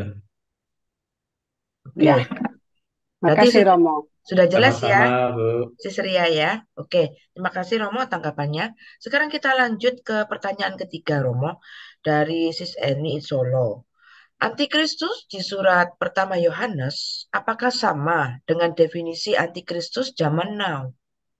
Di mana spekulasi paus, pemimpin Gereja Katolik Roma pun ada juga mencurigai sebagai antikristus. Ya, boleh dibantu tanggapannya Romo? Ya, dalam arti antikristus itu sama, tapi dalam bentuk yang bisa berbeda, ya, bisa berbeda. Ada eh, Katolik di Cina itu kan ada dua jenis ya, Katolik bawah tanah dan Katolik. Nah, Katolik bawah tanah itu yang tidak mengakui kepemimpinan Paus sebagai pengganti Rasul Petrus di dunia. Ada yang percaya kepada dan kecurigaan itu sah-sah saja sebagai pribadi. Kalaupun mereka mencurigai, itu juga hak mereka. Tetapi kan Paus tidak sampai kepada itu sebagai gitu, sebagai pemimpin pemimpin umat Katolik seluruh dunia, ya pasti dia menyebarkan iman yang benar, ya, iman akan Kristus, gitu, di antikristus. Itu justru yang mungkin yang mencurigai Paus sebagai antikristus itu yang antikristusnya, ya, antikristusnya begitu. Oke, sudah jelas Kak? Ini ada yang mau ditambahkan? Ya, jelas. Jadi antikristus yang sesungguhnya adalah maling teriak maling ya, Mo ya. Bisa jadi begitu. Ya, Ya, terima kasih, Mo. Terima sama-sama. kasih pertanyaannya Sis Eni. Kita lanjut ya Romo. Bangsa Yahudi sampai sekarang tidak mengakui Yesus yang disalib itu sebagai Mesias. Apakah bangsa Yahudi tersebut sebagai antikristus Romo? Jawabannya ya, karena mereka sungguh tidak percaya, gitu. Ya, kan? Mereka sungguh tidak percaya. Kalaupun mereka mengulas kitab suci, mereka akan mengulas bagian perjanjian lama saja. Tidak pernah menyebut nama Yesus Kristus. Nah, Oke. Ada sedikit pertanyaan ini terkait dengan pertanyaan dari Sis Eni sebelumnya ya Romo. Kenapa para paus sering dikaitkan dengan antikristus? Seperti Paus Yohanes Paulus kedua dan Paus Benediktus yang ke-16 Romo. ya itu hoax sebenarnya ya, untuk meramaikan berita aja. Saya tidak perlu, kalau saya tidak mau membahas itu karena tidak ada buktinya, ya, Ya. bahwa itu hanya berita-berita untuk apa ya, untuk merecoki iman kekatolikan dan untuk apa ya, meramaikan dunia kali ya. Itu jadi Ya. eh, biasa Paus, nanti Paus Fransiskus juga kan sudah dikait-kaitkan terakhir ini kan, kata Paus Fransiskus mengesahkan perkawinan sesama jenis, itu kan hoax semua, ya, itu hoax dan kesalahpahaman orang yang tadi, yang mungkin maling teriak maling, antikristus gitu loh ya, antikristus, jadi mau merecoki gitu. Ya, terima kasih Romo. Tadi pertanyaan terakhir tadi dilontarkan oleh Sis Lucia. Ya, oke. Mungkin untuk meramaikan pertanyaan, saya boleh undang teman-teman yang ada di Zoom untuk bertanya langsung ya.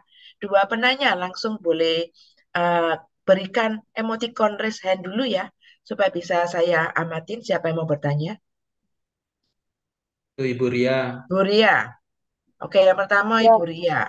Oke, silakan Bu Ria, kesempatan untuk bertanya saya berikan. Romo, tadi kan dikatakan bahwa mengenal Allah, yaitu melakukan perintah-perintahnya sebagai bukti kasih sejati sesuai teladan Kristus, yang membawa akibatnya dengan kasih sejati tidak takut menghadapi penghakiman Allah. Mhm. Itu berarti maksudnya dengan melaksanakan kehendak Allah akan Mhm. membawa kita kepada kehidupan kekal. Atau Ya, bagaimana? ya gitu. Jadi Begitu. jalan menuju kehidupan kekal itu ya ke jalan kasih, yaitu dengan menjalankan perintah-perintah Allah, dan perintah Allah yang utama dan pertama itu adalah kasihi Tuhan dan kasihi sama. Maka jalan menuju kepada kehidupan kekal itu adalah kasih. Jadi kalau sudah berbuat kasih, orang tidak takut menghadap penghakiman akhir, sudah yakin bahwa dia akan tinggal bersama Allah di dalam kerajaan. Ya. Hmm. Jadi Bahkan kan yang kalau takut, maksudnya bahkan kalau seperti Santo Santa itu malah menantikan kematian ya. betul, ya, ya. Oke, Jadi kalau terima sudah mengamalkan kasih, ya udah, orang sudah pasrah, siap, siap mati, gitu, siap dipanggil Tuhan. Oke. Ya, makasih Oke, Romo. Ya. sama-sama. Terima kasih Sis Ria untuk pertanyaannya. Saya undang lagi penanya langsung. Oh, ada Sis Mei. Silakan on cam Sis Mei, silakan. Izin bertanya Romo, bagaimana dengan orang yang Ya, sama sekali tidak dalam hatinya bahkan dalam pikirannya dia tidak mau percayakan Yesus Kristus sebagai juru selamat, tapi dia melakukan kasih Kristus itu dalam hidupnya.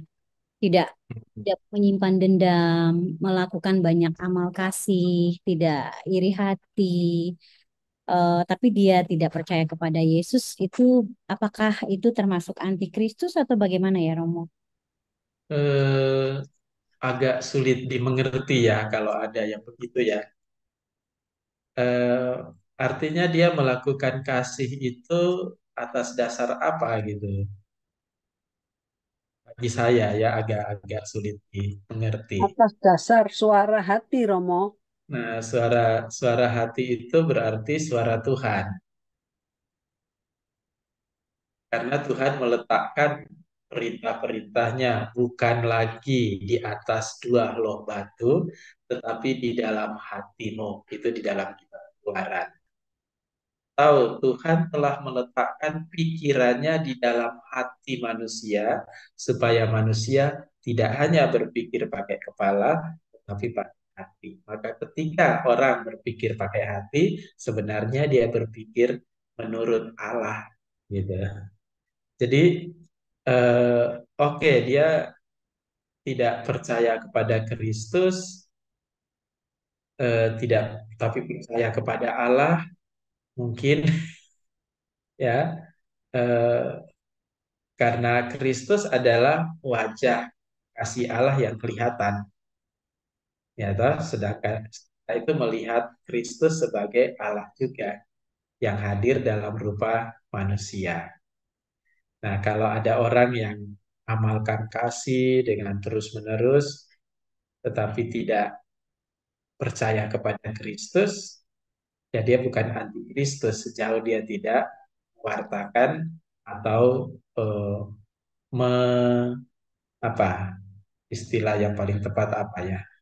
Tidak merendahkan iman kekatolikan kita, iman kita kan. Jadi dia bukan anti Kristus gitu. Tapi juga sulit dimengerti, sulit dijelaskan orang yang tidak mengenal Allah, yang tidak percaya Allah, tapi mengamalkan kasih, berbuat agak sulit ya, agak dijelaskan. Gitu. Tapi dia bukan anti Kristus sejauh dia tidak menyebarkan ajaran bahwa yang mati di salib itu bukan Yesus, bahwa Yesus itu adalah manusia biasa, dia bukan anti. Baik, ngerti Romo. Gitu. Terima kasih. Ya, baik. Ya, terima kasih Sis Mei atas pertanyaannya. Saya boleh undang perwakilan dari bapak-bapak ya. Dari tadi yang bertanya ibu-ibu nih. Apakah ada bapak-bapak yang mau bertanya? Adakah? Itu Pak YC Sunardi, sis. Ya, betul. Iya, ya Ya. silakan Pak. Selamat malam Romo Martin. Selamat malam, Pak. Selamat ketemu. Saya udah lama sekali dari Tayu dulunya, Oh, gitu, Pak. kan Pak Nardi ya. Dulunya Ya. sekarang di Banyumanik, Romo. Oh, tayunya jadi sepi. Iya, ya tambah Pak. Nah, begini Romo, pertanyaan saya kaitannya tadi mengenai uskup yang paus yang Paus. dituduh antikristus itu kan ada lambang 666 di aksesorisnya paus.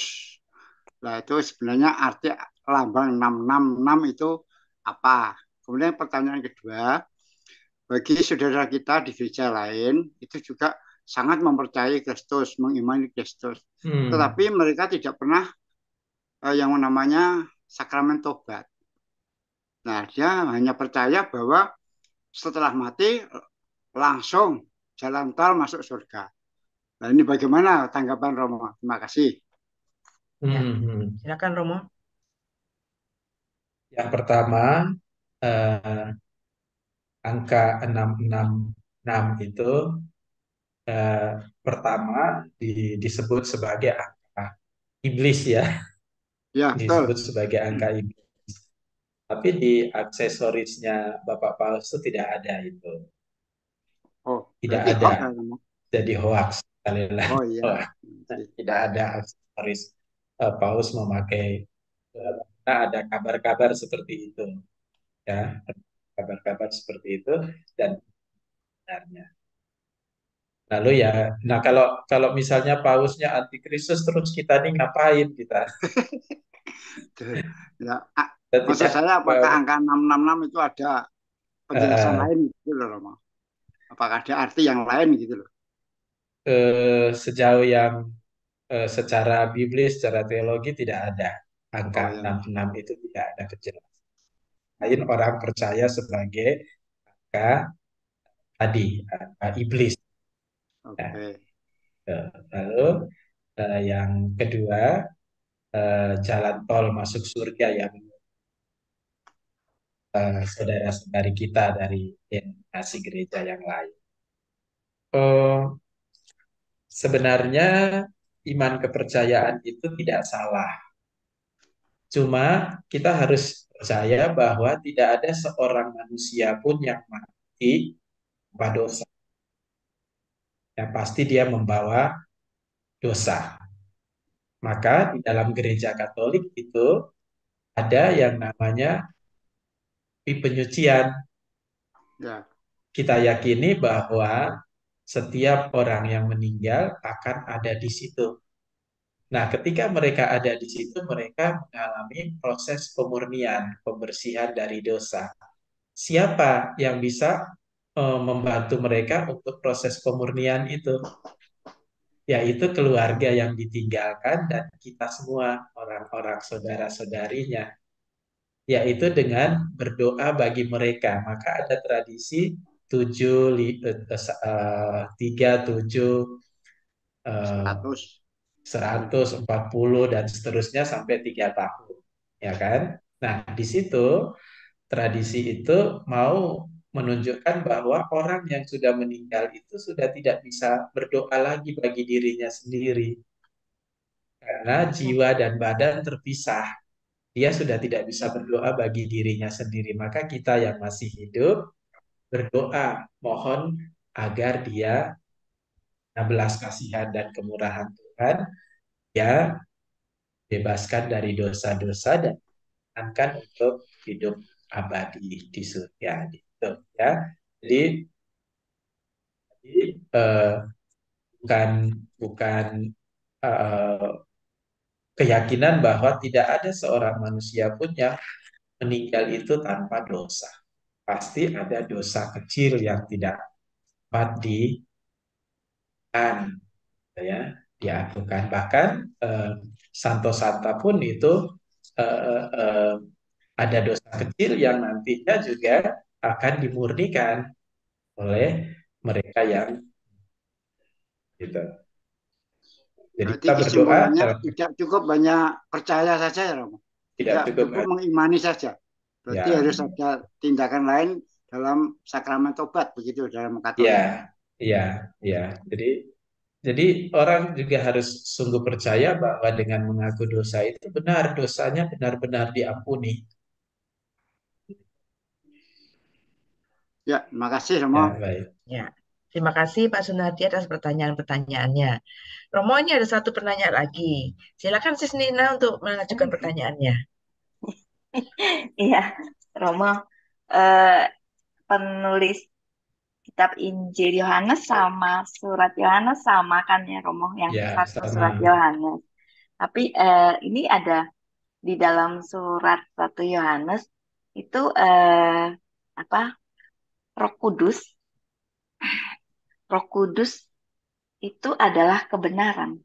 Sedangkan di Injil Yohanes Yesus yang adalah kebenaran. Itu ada ini enggak ya penjelasan kenapa Ya, dia bisa disebut berbeda itu? Parakletus itu ya. Mm-mm. Parakletus kalau oleh Injil Yohanes itu menunjuk pada Yesus, sedangkan Injil Yohanes menunjuk kepada Roh Kudus. Benarnya menunjukkan hal yang sama karena Kristus lahir dari Roh Kudus. Adalah. Jadi ada satu dua perbedaan kecil antara surat pertama Yohanes dan Yohanes, antara lain itu penggunaan istilah parakletus itu. Dua tradisi yang agak berbeda sebenarnya. Ya, tradisi Injil Yohanes itu pada zaman Yesus, sedangkan tradisi Yohanes tradisi di surat Yohanes itu sesudah Yesus. Jadi karya roh gitu loh, karya Roh Kudus yang adalah di Injil, tradisi itu tradisi Yesus, di mana Yesus masih hadir sungguh sebagai historis gitu loh, Yesus historis. Jadi Injil menunjuk Yesus sebagai kebenaran para Yesusnya, kan penulis Yohanes yang pertama, di dua kultur, tapi kan akhirnya menuju kepada yang sama, karena toh Yesus lahir dari Roh Kudus, gitu. Sudah Yesus naik ke surga, yang berkarya selanjutnya kita sebut dengan zaman Roh Kudus atau masa Roh Kudus. Nah, sesudah masa Roh Kudus lalu kita menyebutnya dengan gereja, masa gereja, mana gereja selalu disertai oleh Roh Kudus, bukan Yesus lagi yang zaman para rasul gitu. Karena Yesus kan mengutus Roh Kudus gitu. Nah, seorang penolong lain akan kirimkan kepadamu, yaitu sesudah Yesus adalah masa Roh. Ya, ya Romo. Maka Makasih, Tritunggalnya Romo. di situ ya, Bapa, Putra, dan Roh Kudus. Bapa pada masa perjanjian lama, Yesus pada masa Putra pada masa perjanjian baru, dan Roh Kudus pada masa gereja. Oh. Ya, makasih Romo. Sama-sama.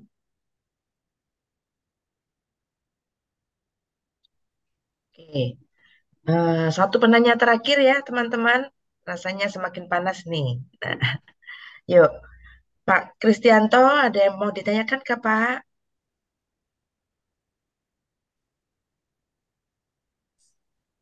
Dalam kaitannya dengan purgatorium, Romo, Ya. Di dalam iman Katolik ada sakramen tobat.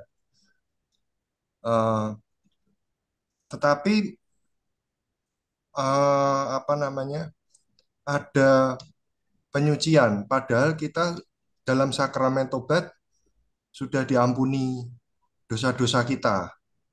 Nah, dalam api penyucian itu maksudnya bagaimana? Apakah itu dosa kita memang belum diampuni atau apa ya? Atau ada konsekuensi daripada dosa-dosa yang telah kita perbuat atau bagaimana, Romo? Itu penjelasannya seperti apa, Romo? Hmm. Puji Tuhan kalau pas meninggal itu sudah menerima sakramen tobat, ya begitu belum mau meninggal itu sudah ada sakramen tobat, itu puji Tuhan. Tapi Biasanya kan umumnya ada apa perminyakan ya. perminyakan itu tidak termasuk dalam itu, tidak termasuk dalam Sakramen tobat. sakramen tobat karena perminyakan sendiri, sakramen minyak sendiri, sakramen tobat. Puji Tuhan kalau itu terjadi sebelum meninggal dunia. Tapi pada umumnya itu tidak terjadi. Ya. Yakin bahwa pengakuan dosa itu semua dosa diampuni. Ya. Tapi saat kematian itu kadang-kadang orang tidak sempat untuk mengaku dosa. Ya ada pasti dosa kecil pun itu dibawa. Ya. Eh, dan di dalam sakramen tobat itu juga entah saya salah atau benar, saya yakin juga tidak semua yang dilakukan. Nah, eh, apakah dengan eh, kita mengikuti sakramen tobat, dosa kita sepenuhnya diampuni? Nah, Diampuni. Tapi apakah ada konsekuensi-konsekuensi dari akibat dosa-dosa yang telah kita perbuat, atau dosa kita itu sudah memang benar diampuni, tidak ada akibat apapun, atau kita sudah bersih? Ya, ya sudah bersih. Bagaimana itu? Sudah bersih. Keyakinannya bahwa itu sudah bersih dalam jangka waktu itu. Kan kita mengaku dosa terakhir pasca tahun lalu. Dari pasca tahun lalu sampai dengan saat saya mengaku dosa, dosa-dosa saya adalah ini. Ya toh?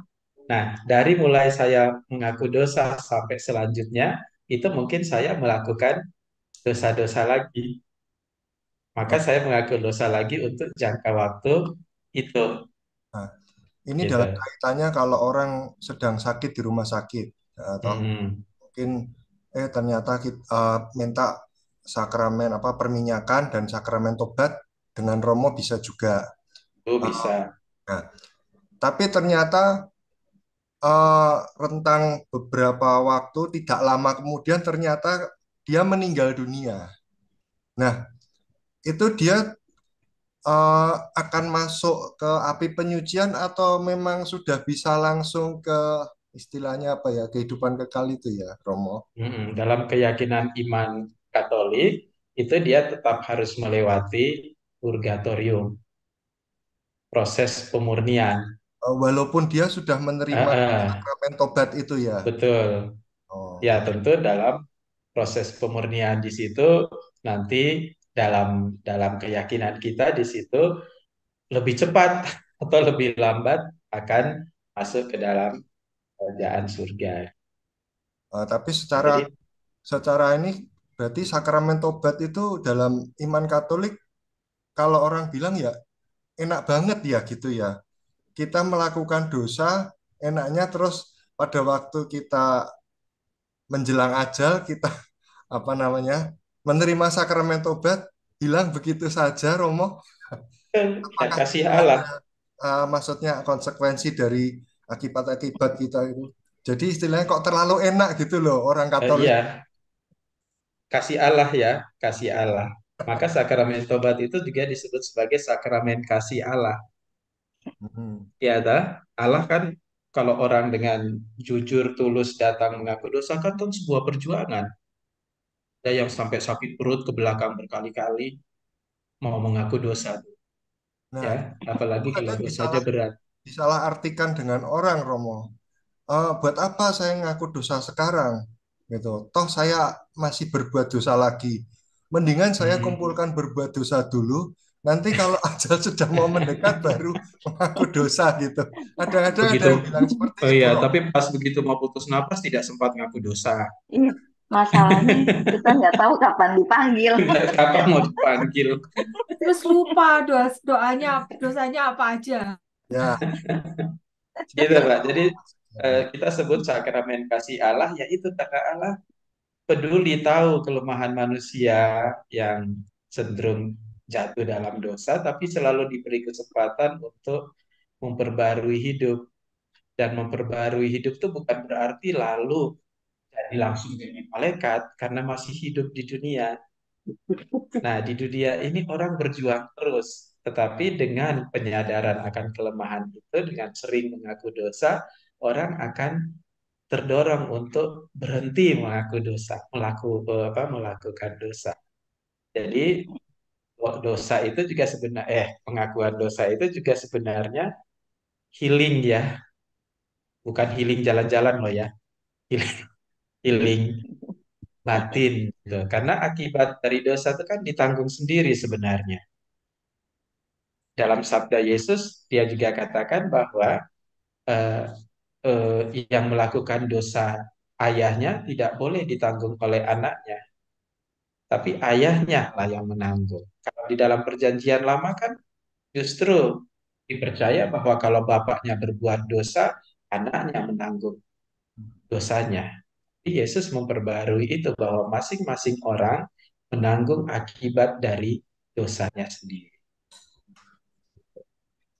Ya, oke. Iya. Jadi kita Ya, patut berbangga jadi orang Katolik ya, Romo. Ada teman ya juga betul. eh, enak banget ya, karena sakramen tobat itu cuma ada, penghapusan dosa cuma ada di Katolik gitu loh. Betul. Di tempat lain nggak ada. Ya, Terima kasih Romo. Ya, sama-sama Pak. terima kasih ya Pak Kristianto atas pertanyaannya. Oke, Romo, terima kasih atas tanggapan dan juga pemberian informasi yang menambah wawasan kami semua. Kami bersyukur Sama-sama. bisa mendapatkan pemaparan materi dan juga tadi dari sesi tanya jawab memberikan wawasan yang baru untuk kami semua. Demikianlah sesi tanya jawab akan saya akhiri. Saya kembalikan ke MC Sis Eni, silakan. Ya, terima kasih Sis Vivi untuk Q&A-nya dan ucapan terima kasih juga untuk Romo Martin di mana menjadikan kami lebih jelas atas surat 1 Yohanes. Dan Romo, semoga nanti ada waktu lagi untuk kita bisa lebih memperdalam lagi untuk surat-surat Yohanes, terutama untuk surat yang 2 dan 3 ya Romo ya. Ya, Ada baik. PR ya. Jadi ini membawa pemahaman baru kepada kami semua dan juga kepada kehidupan kami. Dan saat ini teman-teman kita ada pengumuman yang akan diumumkan oleh Kak Nina. Monggo Kak Nina. Iya, terima kasih Sis Eni. Pengumuman untuk komunitas AOG. Komunitas AOG adalah teman yang menyukai membuat renungan-renungan sesuai dengan kitab perikop di Injil, lalu akan dikoreksi atau dikoreksi sama Kak Vindes, lalu dan nantinya akan dilegalitas oleh Romo Martin. Nah, untuk pertemuan berikutnya di bulan Januari adalah tanggal 24 Januari dengan pengajaran Kak Vindes, dan nantinya tugas-tugas untuk AOG untuk membuat renungan akan di bulan Februari. Nah, dengan program pengajaran dari Kak Vindes ini ada 10 kali pertemuan sampai 1 tahun di 2024. Nanti akan penjelasannya oleh Kak Vindes sendiri di tanggal 24 Januari. Seperti itu. Untuk lebih lanjutnya akan teman-teman dari Makassar akan menginfo ke WA grup gitu. Sekian Sis Eni, saya kembalikan. Ya, terima kasih Kak Nina untuk pengumumannya. Dan sebelum kita akhiri dengan doa penutup, saya mau minta reaksinya dari teman-teman semua atas pertemuan kita, atas pengajaran dan juga sesi Q&A. Mana jempolnya? Mana emotikonnya? Ya, dan sekali lagi supaya Walaupun kita sudah mau selesai, kita tetap semangat. Ingat tadi ya, salam sukacita kita ya. Kalau jawabannya apa? Sukacita dalam Tuhan ditambahi haleluya. Siap ya? Sebentar, saya ganti dulu untuk tampilannya, galeri semua. Ya, salam sukacita, sukacita dalam Tuhan. Haleluya. Ya, sampai jumpa dan saat ini kita akan tutup dengan doa penutup yang akan dibawakan oleh Sis Melani. Kepada Sis Mei dipersilahkan. Mungkin terakhir berkat dari Romo Martin ya. Ya, berkat dari Romo. Mohon. Monggo Sis Mei. Wah, terima kasih kesempatannya. Terima kasih Romo buat pencerahan dan bimbingan kepada kami semua. Mari Ibu Bapak semua kita satukan hati di dalam doa. Di dalam nama Bapa dan Putra dan Roh Kudus. Amin. Amin. Kasih, kami bersyukur untuk berkat-Mu sepanjang perjumpaan kami di ruang virtual Zoom malam ini. Kami bersyukur untuk rahmat-Mu yang memberkati setiap peralatan yang kami pakai, terutama bimbingan-Mu melalui Romo Martin Kleruk yang terkasih bagi kami semua. Kiranya setiap benih firman dan penjelasan yang telah Kau sampaikan melalui Romo Martin boleh masuk ke dalam hati kami, pikiran kami, dan membuka wawasan kami, terutama menambah cinta, harapan, dan kasih kami kepada Tuhan Yesus Kristus, Putra Allah yang Maha Tinggi.